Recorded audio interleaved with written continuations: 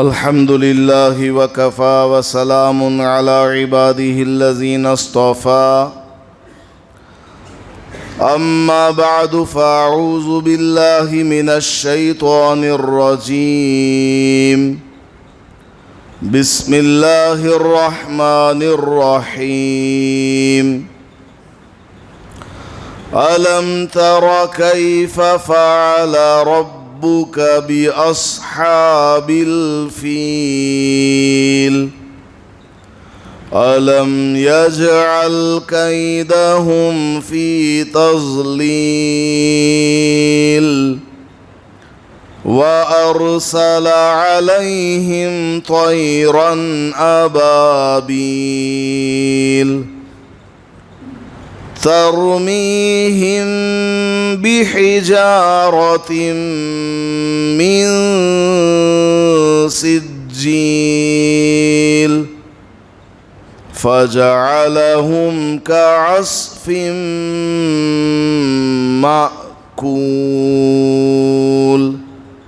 صدق اللہ العظیم۔ سورہ فیل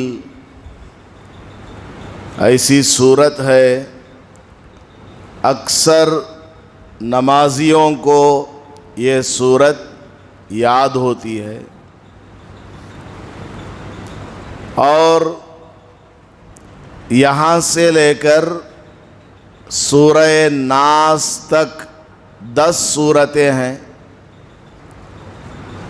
اگر کسی گاؤں میں یا کسی جگہ تراویح سنانے کے لیے پورا حافظ قرآن نہ ملے تو شریعت کا مسئلہ ہے کہ تراویح کی 20 رکعت کم از کم علم ترا سے ہی پڑھ لی جائے۔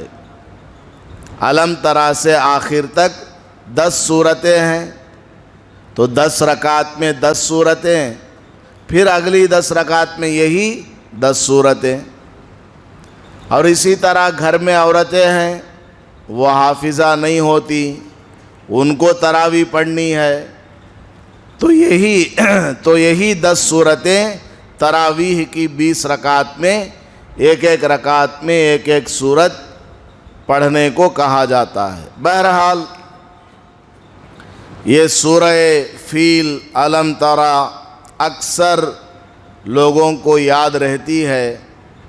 بڑا ہی ایمان افروز واقعہ اللہ پاک نے اس میں بیان فرمایا۔ یہ واقعہ کب کا ہے جو اس صورت میں اللہ نے بیان فرمایا؟ حضور صلی اللہ علیہ وسلم کی ولادت سے تقریباً 50-55 دن پہلے کا ایک قصہ ہے۔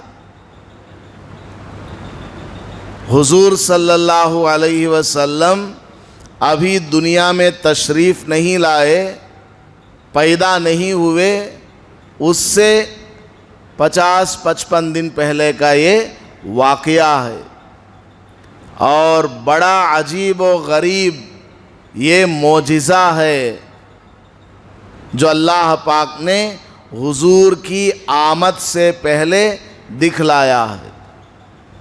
معجزہ ایسے کام کو کہتے ہیں کہ پیغمبر کے ذریعے اللہ تعالیٰ وہ کام کرواتا ہے، اور اس کام کو دنیا میں کوئی بھی نہیں کر سکتا۔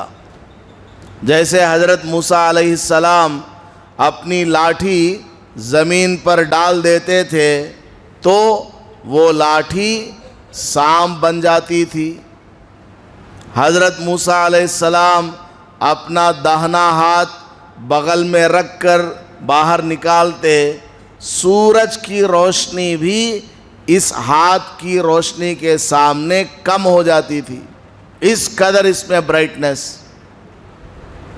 تو یہ سب اللہ تعالیٰ پیغمبروں کو دیتا ہے تاکہ یہ لوگوں کو دکھا کر کے ان کو سمجھایا جائے کہ میرے پاس اللہ کی طرف سے وحی آتی ہے اور میں پیغمبر ہوں، معمولی آدمی نہیں ہوں۔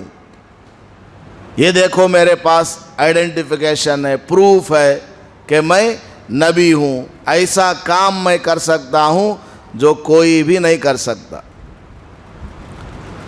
تو پیغمبر کے ذریعے اللہ تعالیٰ اس طرح کے واقعات کو دکھاتا ہے، اسے بولتے ہیں معجزہ۔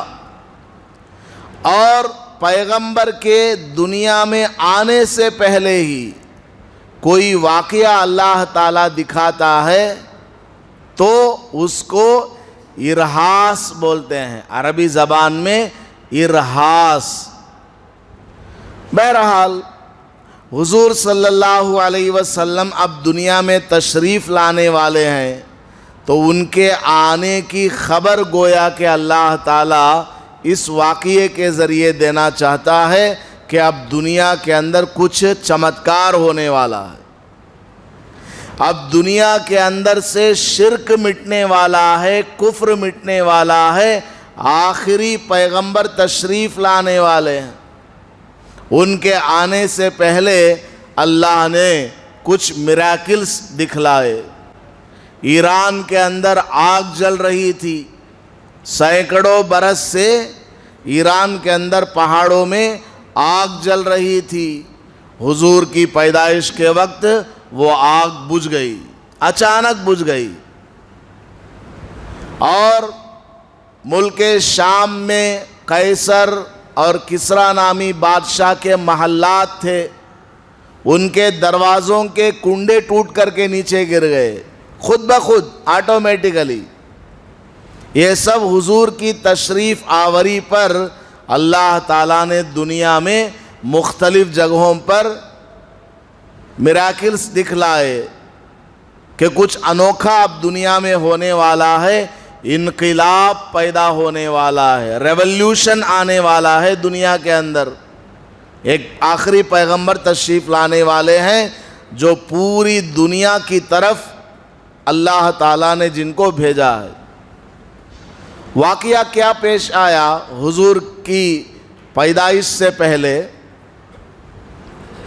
ملک یمن میں ایک بادشاہ رہتا تھا جس کا نام ہے یوسف ذو نواس۔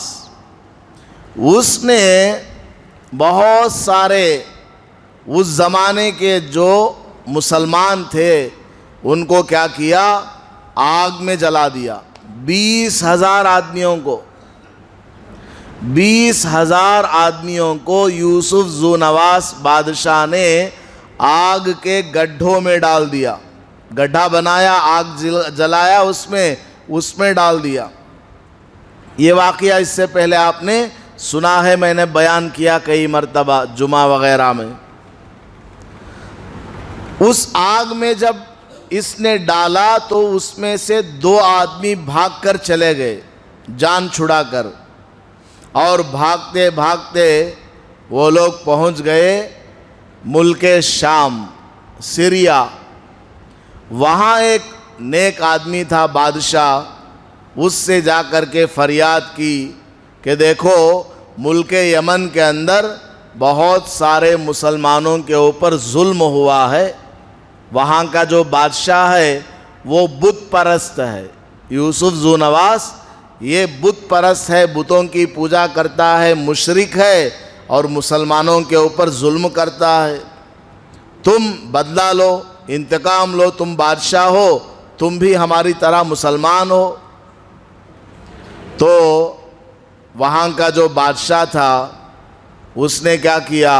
خط لکھ کر کے بھیجا حبشہ کے بادشاہ کے پاس۔ حبشہ کے بادشاہ کے پاس بہت بڑی فوج تھی، بہت بڑی طاقت۔ ایتھیوپیا، آج کل انگریزی نام اس کا کیا؟ Ethiopia, African country. ان کے پاس خط لکھ کر کے بھیجا حبشہ کے بادشاہ کے پاس کہ آپ جو ہے انتقام کے لیے فوج بھیجو ملک یمن۔ تو حبشہ کے بادشاہ نے 2 کمانڈر مقرر کیے، ایک کا نام اربات اور ایک کا نام ابرہا۔ یہ دونوں کمانڈر ملک یمن آئے اور آ کر کے یمن کے اوپر حملہ کیا، بادشاہ کے اوپر حملہ کیا، وہ بادشاہ وہاں سے بھاگ نکلا، دریا میں ڈوب کر کے مر گیا۔ اب یہ جو دو کمانڈر تھے ارباط اور ابرہہ، ان دونوں کے آپس میں بھی چند دن میں لڑائی ہو گئی، اختلاف ہو گیا، کچھ لڑائی ہو گئی جس میں ارباط مارا گیا، تو ابرہہ بادشاہ رہ گیا ملک یمن میں۔ ملک یمن میں اس کو گورنر بنا دیا گیا، ابرہہ بادشاہ کو، کیونکہ وہاں کا بادشاہ تو مر گیا ہے دریا میں ڈوب کر، اب اس ملک کو سنبھالنا ہے۔ تو حبشہ کا جو بادشاہ تھا نجاشی، اس نے ابرہہ کو کہا تم وہاں کے گورنر رہو، تم ہی اس ملک کو سنبھالو۔ اب ابرہہ نے وہاں پر کیا دیکھا، حج کا موسم آتا ہے پورا ملک خالی ہو جاتا ہے۔ حج کا موسم آیا، ملک یمن سے سب لوگ اونٹ پر، گھوڑوں پر، گدھوں پر، خچروں پر یا پیدل ہی صحیح مکہ مکرمہ جاتے ہیں حج کرنے کے لیے۔ ابرہہ نے دیکھا یہ تو بڑا عجیب معاملہ ہے، میں اتنا بڑا بادشاہ ہوں، گورنر ہوں، اور یہاں رہنے والے دوسرے ملک جاتے ہیں، سعودی عرب جاتے ہیں، مکہ مکرمہ جاتے ہیں حج کرنے کے لیے۔ تو ابرہہ بادشاہ کے دماغ میں کوئی کیڑا پیدا ہو گیا، یعنی اس کا دماغ الٹا ہو گیا۔ اس نے کیا کیا، میں یہیں پر ایک اور کعبہ بناؤں گا۔ ابرہہ بادشاہ نے یہ فیصلہ کیا کہ میں یہیں پر ایک اور کعبہ بناؤں گا تاکہ میرے ملک کا کوئی آدمی اس ملک کو چھوڑ کر کہیں اور نہ جائے۔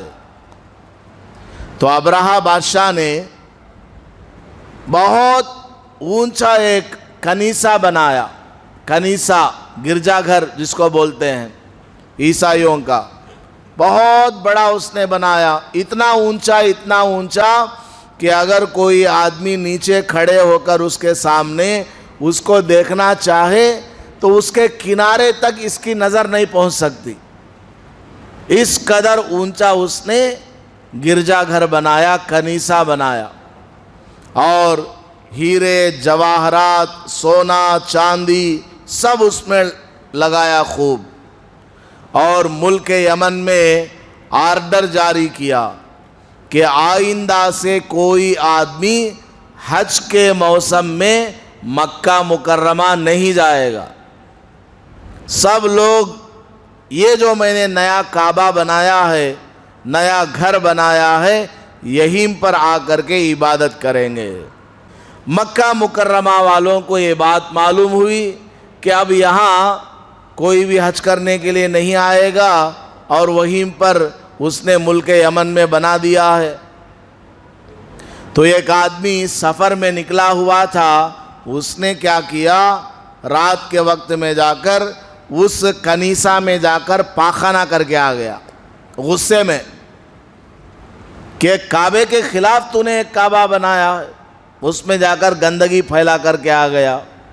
ایک اور مسافر نے کیا کیا، غصے میں آ کر وہاں آگ جلایا، کچھ کھانا وغیرہ تیار کرنے کے ارادے سے۔ مسافرین کو اجازت ہوتی ہے راستے میں کہیں بھی آگ لگا لو، بیٹھ کر کے کھانا بنا لو، چلے جاؤ۔ اب اس نے کیا کیا، آگ جلائی، اپنا کھانا وغیرہ سب تیار کیا، اور اس آگ کو بجھائے بغیر ایسے ہی نکل کر کے آ گیا، جس سے کیا ہوا، وہ جو محل اس نے بنایا تھا، کعبہ اس نے بنایا تھا، اس میں آگ لگی، بڑا نقصان ہوا اس کا۔ ابرہہ بادشاہ کو یہ بات معلوم ہوئی تو وہ بالکل غصے میں آ گیا کہ میرے بنائے ہوئے کنیسہ پر، کعبہ پر ان لوگوں نے حملہ کیا ہے، اب میں اس وقت تک چین سے نہیں بیٹھوں گا جب تک کہ مکہ میں جو کعبہ ہے اس کو نہ ڈھا دوں، اس کو گرائے بغیر میں اب نہیں رہوں گا۔ یہ کہہ کر اس نے کیا کیا، اپنے بادشاہ کو خط لکھا اور وہاں سے فوج منگوایا، نکل پڑا مکہ مکرمہ، کعبۃ اللہ کو اب گرانا ہے۔ فوج میں 8 ہاتھی لے کر کے آیا، 8 ہاتھی، اس میں سے ایک ہاتھی کا نام محمود تھا، ہاتھی کا نام محمود، باقی 7 ہاتھی۔ ہاتھیوں کو لانے کا مقصد کیا ہے؟ مکہ مکرمہ میں کسی آدمی سے نہیں لڑنا ہے، ان کو کعبۃ اللہ کو گرانا ہے۔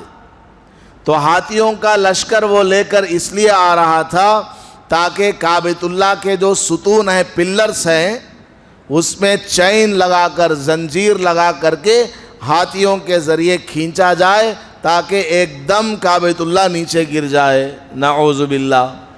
یہ اس کا پورا پلان تھا۔ اس طرح وہ ہاتھیوں کا لشکر لے کر کے ملک یمن سے نکلا۔ راستے میں لوگوں کو معلوم ہوا کہ کعبۃ اللہ کو گرانے کے لیے ہاتھیوں کا لشکر آ رہا ہے، تو بہت سارے لوگوں نے اس کا مقابلہ کیا، جنگ لڑی، لیکن کوئی بھی اس کی فوج کے سامنے نہیں ٹک پائے۔ سب کو وہ یا تو ہرا دیتا یا قید میں کر لیتا۔ اس طرح وہ سفر کرتے کرتے طائف تک آ گیا۔ 120 کلومیٹر، مکہ مکرمہ سے 120 کلومیٹر دوری پر طائف ہے، اتنا قریب وہ آ گیا۔ اب طائف والوں نے دیکھا ملک یمن کہاں اور طائف کہاں، یہ ہر جگہ سے فتح پاتے ہوئے آ گیا ہے، اب ہم اس کا مقابلہ نہیں کر سکتے کہہ کر انہوں نے بھی کچھ نہیں کیا، آگے جانے دیا۔ اور وہ لوگ بھی کیا کرتے تھے، طائف والے لات نام کا ایک بت تھا، اس کی پوجا کرتے تھے۔ تو ان کو یہ بھی ڈر تھا کہ اگر ہم نے اس کو جانے نہیں دیا تو ہمارے بت خانے کو یہ توڑ دے گا۔ ابرہہ کو جانے دیا، بلکہ اپنا ایک آدمی دے دیا کہ اس کو لے جاؤ، یہ تم کو گائیڈ کرے گا، راستہ دکھائے گا مکہ مکرمہ کا۔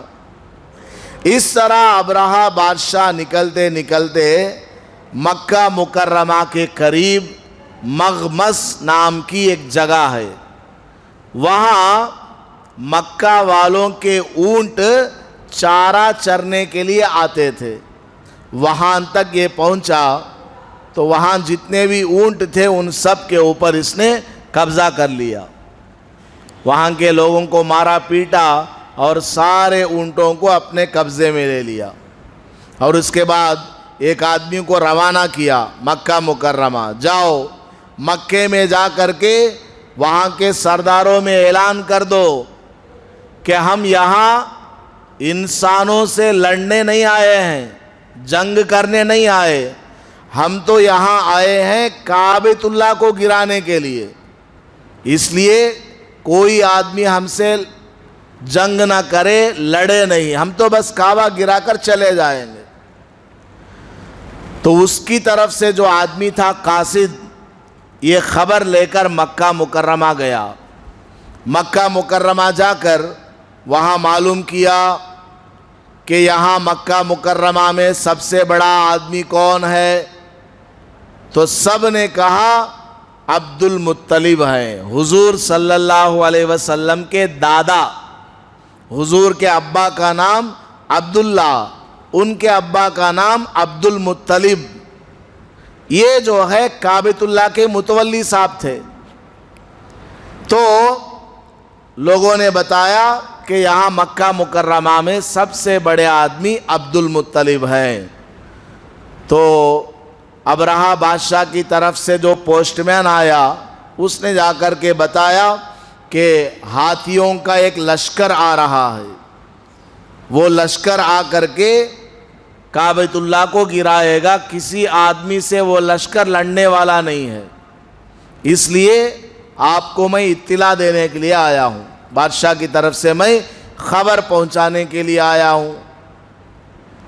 حضور صلی اللہ علیہ وسلم کے دادا عبد المطلب نے سنا کہ کعبے کو گرانے کے لیے آیا ہے وہ، تو جواب میں فرمایا ذرا سوچ لو تم کیا کرنے کے لیے آ رہے ہو۔ کعبۃ اللہ ہمارے دادا پردادا حضرت ابراہیم علیہ السلام کا بنایا ہوا گھر ہے، اللہ کا ایک گھر ہے، اس کو گرانے کے لیے تمہارا بادشاہ آ رہا ہے، اس سے کہو ذرا سوچ سمجھ کر کے قدم آگے بڑھانا، اللہ سے کبھی مقابلہ نہیں کرنا۔ تو وہ پوسٹ مین کہنے لگا یہی بات آپ آ کر کے وہاں سنا دیجیے، مجھے جو سنا رہے آپ میرے ساتھ چلو، بادشاہ کو سنا دو۔ خواجہ عبد المطلب حضور صلی اللہ علیہ وسلم کے دادا نکل پڑے، چل بھائی اسی سے بات کرتے ہیں۔ نکل پڑے، آئے اور اپنے کچھ سرداروں کو بھی ساتھ لیا، نکل کر کے آئے ابرہہ بادشاہ کے پاس، جو مکہ کے کچھ فاصلے پر پڑاؤ ڈالا ہوا تھا، آرام کر رہا تھا۔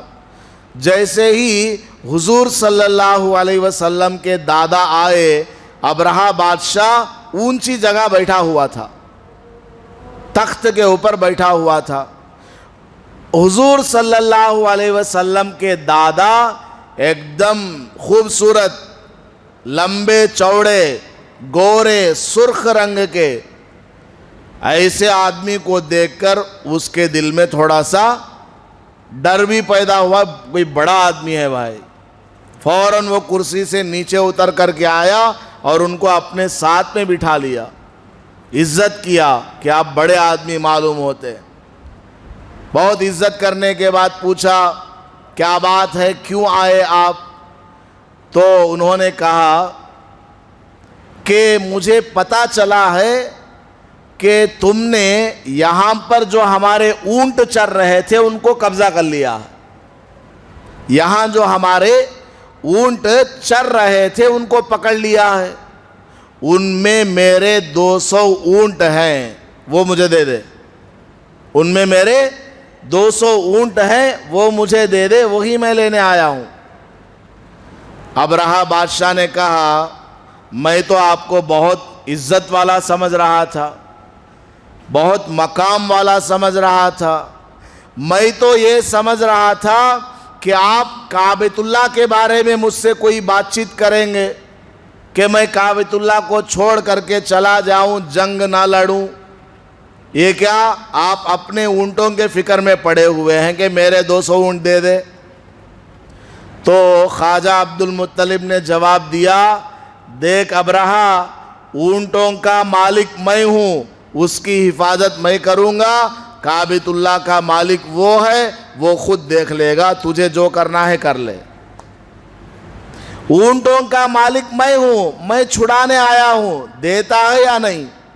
کعبۃ اللہ کی بات، کعبۃ اللہ کا مالک تو اللہ تعالیٰ ہے، وہ دیکھ رہا ہے کہ کون آ رہا ہے، کیا کرنے والا ہے، کیا کرنے یہ جائے گا، وہ سب جانتا ہے۔ جب تو آگے بڑھے گا تجھے پتہ چل جائے گا کہ کعبۃ اللہ کا مقام کیا ہے، اس کو بچانے والا کون ہے۔ یہ کہا تو ابرہہ بادشاہ نے کہا ٹھیک ہے، اپنے 200 اونٹ لے جاؤ، اپنے 200 اونٹ لے جاؤ، ہم آ رہے ہیں کعبۃ اللہ کے اوپر حملہ کرنے کے لیے۔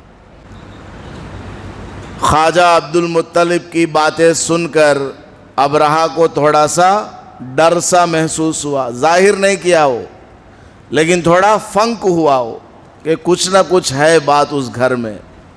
بہرحال 200 اونٹ بغیر جھگڑے کے دے دیا اس نے، لے جاؤ لے جاؤ بھائی۔ خواجہ عبد المطلب حضور صلی اللہ علیہ وسلم کے دادا وہ 200 اونٹ لے کر کے مکہ مکرمہ میں آئے، آ کر کے تمام اپنے قریش کے خاندان والوں کو جمع کیا، اور کعبۃ اللہ کا جو دروازہ ہے، وہ دروازہ کھولنے کا جو ہینڈل ہے، کڑی جس کو بولتے ہیں، اس کو پکڑ کر کے دعا مانگی کہ اے اللہ تیرا گھر گرانے کے لیے اس طرح ایک کافر آ رہا ہے، ایک دشمن آ رہا ہے، ہمارے اندر اس سے لڑنے کی طاقت نہیں ہے، جو ہم سے ہو سکا ہم اس کے کان میں بول کر آ گئے ہیں، اب تیرا گھر ہے، تیری مرضی، ہم یہاں سے جا رہے۔ مکہ مکرمہ کعبۃ اللہ کا جو ایریا ہے وہ خالی کر کے سب پیچھے آ گئے، کیونکہ ان کو یقین تھا کہ ابرہہ اگر حملہ کرنے کے لیے آیا، کعبۃ اللہ کو گرانے کے لیے آیا، تو اوپر سے عذاب آئے گا، تو کہیں ہمارے اوپر وہ عذاب نہ آ جائے۔ اس لیے سارے قریش کے خاندان والے کعبۃ اللہ سے تھوڑا دور پہاڑوں کے اوپر چلے گئے۔ صبح ہوئی، ابرہہ بادشاہ نے اپنے ہاتھی کو اٹھایا، اس کا نام تھا محمود۔ محمود نامی ہاتھی کو اس نے اٹھایا کہ اب اس پر بیٹھ کر اپنے لشکر کو لے جانا ہے کعبۃ اللہ کے پاس۔ راستے میں جب یہ آ رہا تھا ملک یمن سے کعبۃ اللہ کو گرانے کے لیے، تو بہت سارے لوگ ڈیفنس میں گئے ہوئے تھے، لڑنے کے لیے گئے ہوئے تھے کہ کعبۃ اللہ کو یہ گرانے آ رہا ہے، ہمارا یہ گھر ہے، اللہ کا گھر ہے، اس کو بچانا ہماری ذمہ داری سمجھ کر بہت سارے لوگ گئے تھے۔ سب کو اس نے ہرا دیا، قیدی بنا لیا۔ اس میں ایک قیدی تھا، اس کو یہ ساتھ میں پکڑ لایا تھا، ابرہہ راستہ دکھانے کے لیے ساتھ میں پکڑ لایا تھا۔ تو صبح ہی صبح جب یہ ابرہہ ہاتھی کو اٹھانے کا کام کر رہا تھا، تو وہ جو آدمی تھا جس کو قید کیا تھا ابرہہ نے، اس نے آ کر ہاتھی کے کان میں بولا، اے ہاتھی سن لے، ابرہہ بادشاہ تجھے ایک ناپاک کام کرانے کے لیے لے جا رہا ہے، تیرے ذریعے اس کائنات کے مالک کا گھر گرانے کے لیے لے جا رہا ہے۔ تجھے نہیں معلوم کہ تو جس زمین میں جانے والا ہے وہ دنیا میں سب سے مقدس جگہ ہے، مکہ مکرمہ ہے۔ اب تیری مرضی، تجھے جو کرنا ہے کر لے، میری ذمہ داری تھی، میں نے تجھے سنا دیا۔ اللہ تعالیٰ نے ہاتھی کو بھی سمجھ دے دیا۔ یہ جو آنکھ ہے اس سے ہم دیکھتے ہیں، یہ کان ہے اس سے ہم سنتے ہیں۔ اللہ اگر چاہے تو ہم آنکھ سے سن لیں گے، کان سے دیکھ بھی لیں گے۔ اللہ کے اندر ایسی قدرت ہے کہ جس سے چاہے جو کام کروا لے۔ اللہ تعالیٰ کسی کا محتاج نہیں۔ ہاتھی سے جب اس نے یہ باتیں کہیں، ہاتھی کو بات سمجھ میں آ گئی، ہاتھی وہیں بیٹھ گیا۔ محمود ہاتھی کا نام، یہ ابرہہ ہاتھی کو اٹھاتا ہے، اٹھتا نہیں، زنجیر لے کر پیٹا جاتا ہے، ہاتھی ہلنے کا نام نہیں لیتا، اس کے کان میں لوہے کا سریا لے کر چبویا جاتا ہے، ہاتھی ہلنے کا نام نہیں لیتا۔ پھر اس طرف جا کر کے ہاتھی کو اٹھاتے ہیں، ہاتھی اٹھ جاتا ہے کہ ادھر مجھے واپس لے جائیں گے۔ ملک شام کی طرف چلاتے ہیں، ہاتھی چلنے لگتا ہے، یمن کی طرف چلاتے ہیں، ہاتھی چلنے لگتا ہے، دوسری طرف چلاتے ہیں، ہاتھی چلنے لگتا ہے، کعبۃ اللہ کی طرف چلاتے ہیں، بیٹھ جاتا ہے۔ اس طرح کئی مرتبہ یہ حرکت ہوئی، کوئی فائدہ نہیں ہوا، ہاتھی ایک قدم بھی آگے نہیں بڑھایا۔ یہ ابرہہ اور اس کا لشکر پریشان ہو گیا۔ اتنے میں دیکھتے کیا ہے، سمندر کی طرف سے پرندوں کا ایک غول آ رہا ہے، ایک ٹیم ان کی، ایک بیچ، کبوتر سے چھوٹے پرندے، کبوتر سے سائز میں چھوٹے پرندے، ان کے پیر بالکل لال رنگ کے، سرخ رنگ کے، پیروں میں 2 کنکریاں ہیں اور ان کی چونچ میں 1 کنکری، بہت چھوٹے چھوٹے پرندے۔ وہ نکل کر کے آئے، ایک دم آ کر کے لشکر کے اوپر چھا گئے۔ ان کے منہ کے اندر چونچ میں جو کنکری ہے، وہ کیسی کنکری؟ جس کو ہم ٹھکری بولتے ہیں، ٹھکری، مٹی کو جلا کر کے گھڑا وغیرہ بناتے ہیں، پھر اس کو توڑ دیا جاتا ہے تو وہ ٹھکری ہے۔ ایسی ٹھکری سے بنی ہوئی کنکری وہ بھی کتنی بڑی؟ مسور کے دال کے برابر. مسور کی دال جو کہ ہمارے دانت میں بھی پھنس سکتی ہے. اتنی چھوٹی چھوٹی 3 کنکری ہر ایک چڑیا کے پاس، منہ میں ایک اور دونوں پیروں میں 2 کنکری. یہ لے کر کے آئے وہ، اور انہوں نے پھینکنا شروع کیا. چونچ سے اس کنکری کو پھینکنا شروع کیا. اللہ تعالیٰ نے ان کے اندر ایسی طاقت ڈالی کہ ریوالور کی گولی سے زیادہ تیز وہ کنکری لشکر کے اوپر آ کر گرنے لگی. سر کے اوپر اگر وہ کنکری گرتی ہے، پورے جسم سے گھستے ہوئے باہر نکل کر زمین پر جا کر پڑتی ہے. جس کے اوپر گرے وہ وہیں دھڑام، ایٹم بام کی طرح. یہ جو اوپر سے کنکریوں کی بارش ہونے لگی، بہت سارے لوگ وہیں مر گئے. ابرہہ بادشاہ کو بھی ان پرندوں کی کنکری لگی. ابرہہ کو اللہ نے وہیں موت نہیں دی. کچھ ساتھیوں کو بھی زندہ رکھا تاکہ ابرہہ کو لوگ واپس لے کر کے جائیں ملک یمن. چنانچہ ابرہہ زندہ رہا، اس کے ساتھی فوجی اس کو لے کر کے یمن گئے. یمن کی کیپٹل سٹی صنعاء، وہاں لے کر کے گئے. راستے بھر میں اس کو جسم گلنے لگا. پورے راستے میں اس کا جسم گلنے لگا، جھڑنے لگا. اس کنکری کا زہر کا اتنا اثر تھا.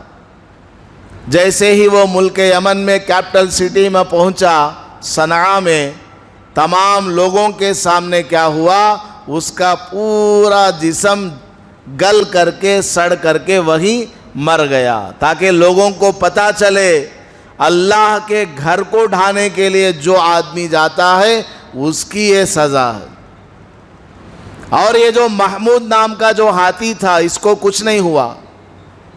اور اس ہاتھی کو ہانکنے والے 2 آدمی تھے، ان کے اوپر بھی کنکری پڑی. وہ نابینا ہو گئے، اپاہج ہو گئے، ہینڈی کیپڈ. مرے نہیں. وہ مکہ مکرمہ میں بھیک مانگ کر اپنی زندگی گزارنے لگے. حضرت امی عائشہ رضی اللہ عنہا فرماتی ہیں، میں نے بھی بچپن میں اپنی زندگی میں ان 2 آدمیوں کو دیکھا ہے مکہ مکرمہ میں بھیک مانگتے ہوئے. دونوں کی آنکھ نہیں ہے، کانوں میں سنائی بھی نہیں دیتا، اور اپاہج ہے، ہینڈی کیپڈ ہے. تو اللہ تبارک و تعالیٰ نے اس صورت میں اصحاب فیل کا واقعہ بیان فرما کر قیامت تک آنے والے انسانوں کو یہ باور کرایا کہ اللہ کی طاقت کے ساتھ کوئی مقابلہ نہیں کر سکتا ہے. اللہ تعالیٰ ڈھیل دیتا ہے. اللہ تعالیٰ قوموں کو ڈھیل دیتا رہتا ہے، کر لو جو کرنا ہے کر لو، لیکن اس کی ایک حد ہوتی ہے، اس کا ایک آخری انتہا ہوا کرتی ہے. جب حد سے زیادہ آدمی ظلم و ستم کرنے لگتا ہے، حد سے زیادہ وہ لوگوں کے اوپر یا اللہ کی قدرت کے اندر مداخلت کرنے لگتا ہے، تب اللہ کی طرف سے ایسی پکڑ آتی ہے، پھر اس سے کوئی نہیں بچا سکتا. فرعون کو سمندر میں ڈبو دیا، پورا لشکر موجود ہے، کوئی اس کو بچا نہیں پایا. نمرود کے پاس بڑی بڑی سلطنت، بڑی طاقت، مچھر نے اس کے ناک میں گھس کر کے دماغ چاٹنا شروع کر دیا، کوئی ایک مچھر سے اس کو نہیں بچا پائے. اللہ تعالیٰ کی پکڑ اور اس کی گرفت جب آتی ہے، ایسے ہی ہوتا ہے. اللہ کی طاقت کا کوئی بھی مقابلہ نہیں کر سکتا. اس صورت میں یہ بتایا گیا ہے. تو ہمیں اس صورت میں بہت سارے اسباق ملے. ایک سبق یہ ملا کہ حضور صلی اللہ علیہ وسلم کے دادا خواجہ عبد المطلب کا ایمان کیسا مضبوط ہے کہ یہ گھر اللہ کا ہے، وہ خود اس کی حفاظت کرے گا. ان کو کتنا پکا یقین ہے کہ اب عذاب آنے والا ہے، اس لیے وہ شہر سے کعبۃ اللہ سے ہٹ کر سائیڈ میں چلے گئے، پکا یقین ہے ان میں۔ تو ہمارے اندر بھی ایسا ایمان ہونا چاہیے، ایسا جذبہ ہونا چاہیے، تو انشاءاللہ ہماری زندگی کامیاب گزرے گی۔ اور اللہ کے جتنے گھر ہیں، مساجد ہیں، ان سب کی ہمیں خدمت کرنی چاہیے۔ ساری دنیا فنا ہو جائیں گی، ختم ہو جائے گی، لیکن یہ جو مسجدیں ہیں اور کعبۃ اللہ ہے، اللہ تعالیٰ ان سب کو جنت میں یوں ہی اٹھا کر کے لائے گا۔ بڑی عظمت والی یہ جگہیں ہیں، ان کی ہمیں خدمت کرنی چاہیے۔ اللہ پاک ہم سب کو عمل کرنے کی توفیق عطا فرمائے۔ آمین وآخر دعوانا الحمد للہ رب العالمین۔